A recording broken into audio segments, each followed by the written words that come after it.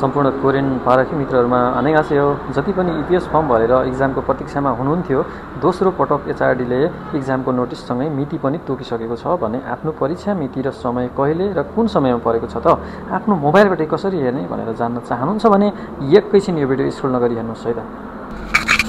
सर्वप्रथम त तपाई आफ्नो मोबाइलको गुगल क्रोम ओपन गर्नुहोस् र गुगल क्रोम ओपन गरिसकेपछि गुगल सर्च बारमा गएर एचआरडी क्लिक गरी त्यसलाई पनि सर्च गरिदिनुहोस् र सर्च गरिसकेपछि खोयोङ हगाजे हानगुग नङन्याक सिहम लेखेको त्यहाँ इन्टरफेस खुल्छ, त्यसलाई पनि तपाईले क्लिक गरिदिनुहोस्। त्यसपछि भने तपाईले एचआरडी को अफिसियल होम पेज देख्न सक्नुहुन्छ, जसलाई अलिकति जुम गरेर हेर्नुभयो भने घण्टी आकारको सिग्नल त्यहाँ जुन छ एनाउन्समेन्ट अफ टेस्टेड भनेको त्यसलाई पनि क्लिक गरिदिनुहोस् र त्यो क्लिक गरिसकेपछि फेरि अर्को इन्टरफेस खुल्छ, जुन चाहिँ पहिलो नम्बरमा नेपाल छ, त्यस्तै फोर्थ नम्बरमा पनि नेपाल लेखेको छ। त्यो नेपाल लेखेको चाहिँ माथिको लिंकमा क्लिक गरिदिनुहोस्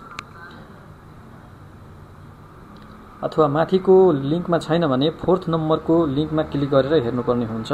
पहिला हामी माथिको लिंक क्लिक गरेर हेरौं र फेरि अर्को इन्टरफेस खोलिसकेको छ र त्यो इन्टरफेसमा अलिकति जुम गरेर हेर्नुभयो भने रिसिप्ट नम्बर लेखेको छ, जुन चाहिँ तपाईले सिम्बल नम्बरको सी पछाडीका अंकहरू हानेर सर्च गर्नुपर्ने हुन्छ र सर्च गरेर हेर्नुभयो भने तपाईले सर्च रिजल्टमा आफ्नो टेस्ट डेट, टेस्ट समय सबै त्यही तल दिएको हुन्छ।